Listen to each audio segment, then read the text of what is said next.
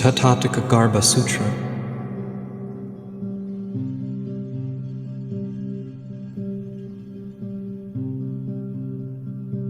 Thus have I heard.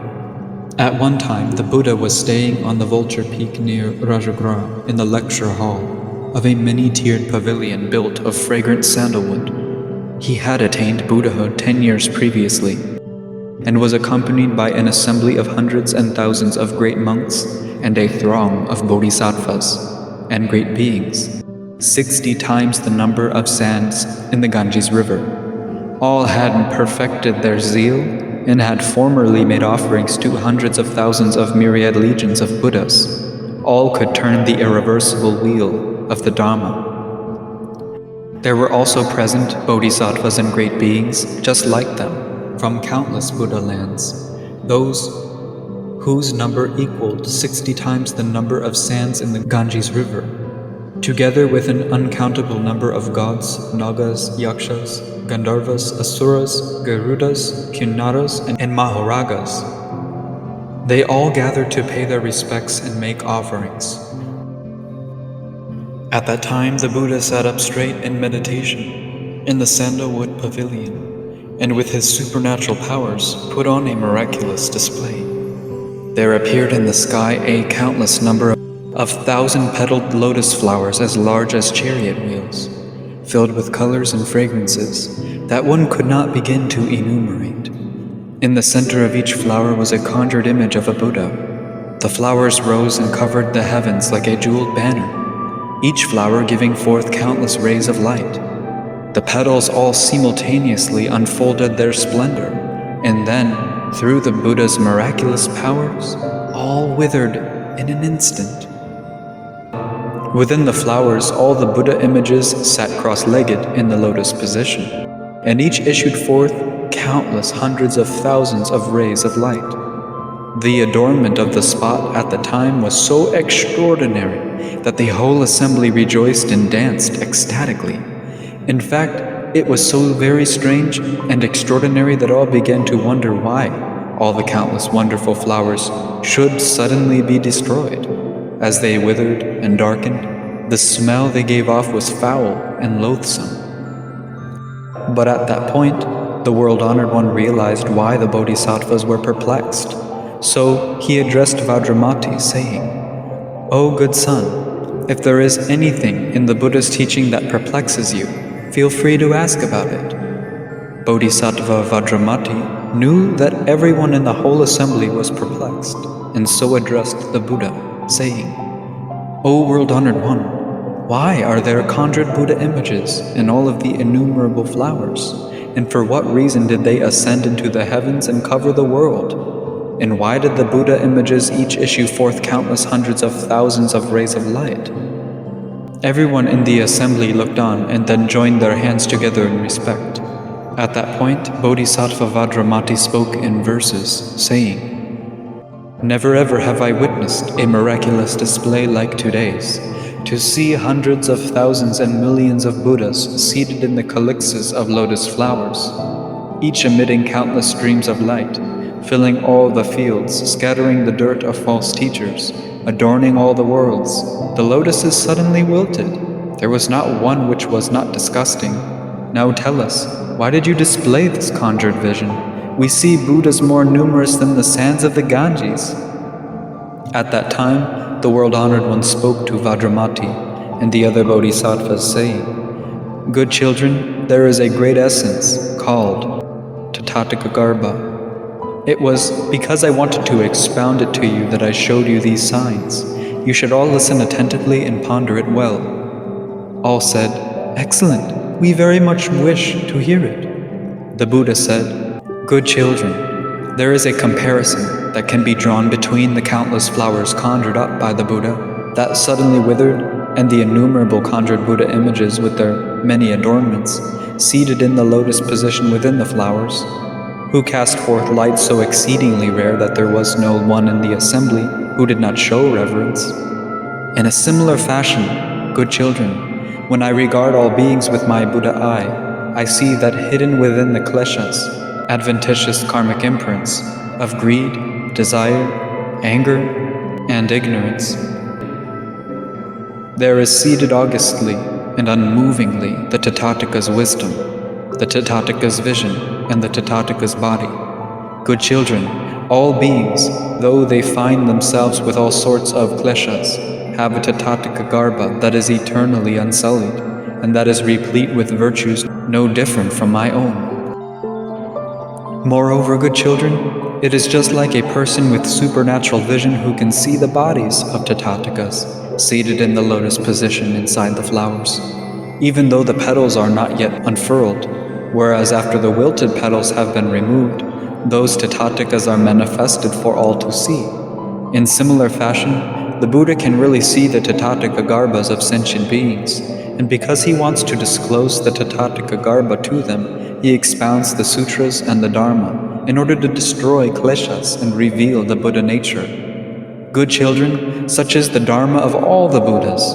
Whether or not Buddhas appear in the world, the Tathagatagarbhas of all beings are eternal and unchanging. It is just that they are covered by sentient beings' kleshas.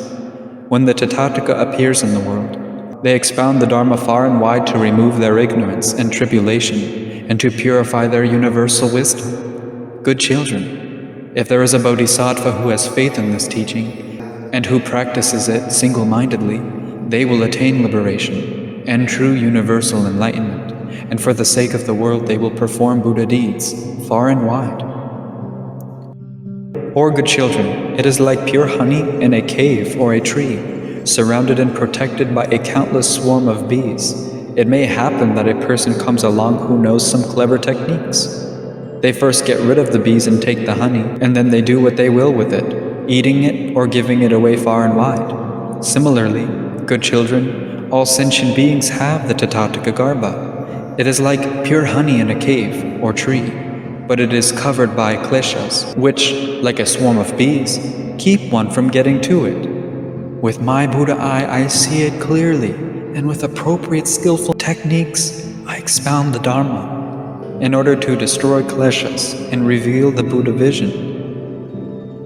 Or, good children, it is like a kernel of wheat that has not yet had its husk removed. Someone who is impoverished might foolishly disdain it and consider it to be something that should be discarded, but when it is cleaned, the kernel can always be used. In like fashion, good children, when I observe sentient beings with my Buddha eye, I see that the husk of kleshas covers their limitless Tathagatagarbha vision. So with appropriate skillful means, I expound the Dharma to enable them to remove those kleshas, purify their universal wisdom, and to attain in all worlds the highest true enlightenment. Or, good children, it is like the genuine gold that has fallen into a pit of waste and been submerged and not seen for years. The pure gold does not decay, yet no one knows that it is there. But suppose there came along someone with supernatural vision who told people, within the impure waste there is a genuine gold trinket. You should get it out and do with it as you please.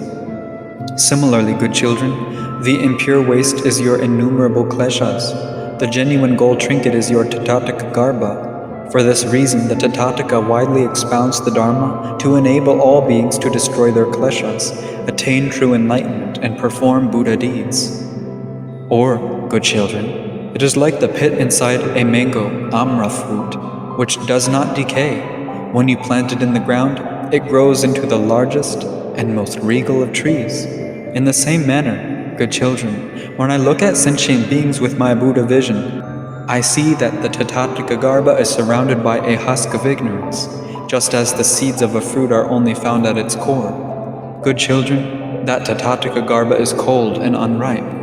It is the profound quiescence of nirvana that is brought about by great wisdom. It is called the truly enlightened one, the Tathagatagarbha, the Arhat, and so on. Good children, after the Tathagatagarbha has observed sentient beings, they reveal this message in order to purify the wisdom of bodhisattvas and great beings. Or, good children, it is like a person who is impoverished, considered vile and ugly, and hated by others, who bears a noble child in their womb. They will become a sage king, a ruler of the four directions, but the parent does not know this future history, and constantly thinks of their child as base-born and impoverished. In like fashion, good children, the Tathagatagarbha sees that all sentient beings are carried around by the wheel of samsara, receiving suffering and poison, but their bodies possess the Tathagataga's treasure store. Just like that parent, they do not realize this. This is why the Tathagatagarbha everywhere expounds the Dharma, saying, "Good children, do not consider yourselves inferior or base. You all personally possess the Buddha nature. If you exert yourselves and destroy your past evils, then you will receive the title of Bodhisattvas, or world-honored ones, and transform and save countless sentient beings." Or, good children, it is like a master foundryman casting a statue of pure gold. After casting is complete, it is inverted and placed on the ground. Although the outside is scorched and blackened, the inside is unchanged. When it is opened and the statue taken out, the golden color is radiant and dazzling. Similarly, good children, when the Tathagatagarbha observes all sentient beings, he sees that the Buddha-garbha is inside their bodies, replete with all its many virtues. After seeing this, they reveal far and wide that all beings will obtain relief. The Buddha removes kleshas with their wisdom and reveals the Buddha body like a person uncovering a golden statue. At that point, the world-honored one spoke to Vajramati and the other bodhisattvas and great beings, saying, "Whether you are monks or lay people, good children, you should accept, recite, copy, revere, and widely expound this Tathagatagarbha Sutra for the benefit of others. The virtues that you will derive from it are inestimable."